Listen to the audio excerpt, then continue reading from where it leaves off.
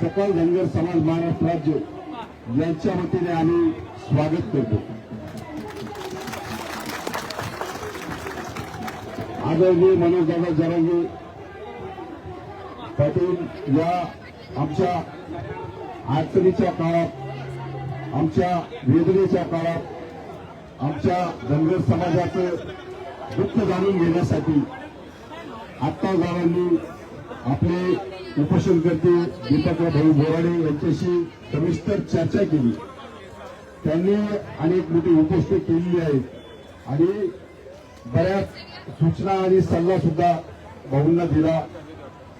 शासनाशी सरकारशी बोलतो, ही चर्चा सविस्तर झाली आहे। दादा, आपण यायच्या अगोदर आमच्या जालन्याच्या उपोषणापासून आमच्या संघर्ष योद्धे दीपक भाऊ बोराडे यांनी त्यांच्या जालन्याच्या भाषणात तुमच्या कामाचं, मराठा समाजा एकीकरणाचं मोठं कौतुक केलं होतं। ते यासाठी केलं होतं की तुमचं कौतुक करण्यापाठीमागे फक्त तुमचा आदर्श घ्यावा समाजाने, हाच येत होता। त्याच्यावर खूप टीका टिप्पणी त्या काळात झाली। आजही तुम्ही येणार आहेत, यावरही काही टीका टिप्पणी झाली।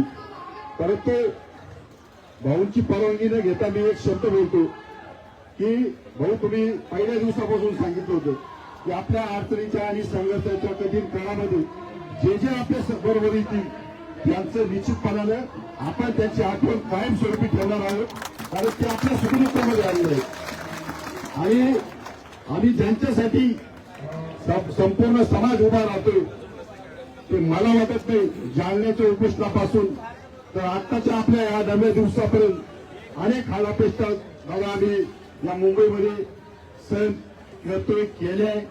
आपल्या उपोषणानंतर इथले टर्म आणि कंडिशन या मैदानाचे खूप बदलले आहेत। 9 वाजता यायचं, 6 वाजता हे मैदान सोडायचं।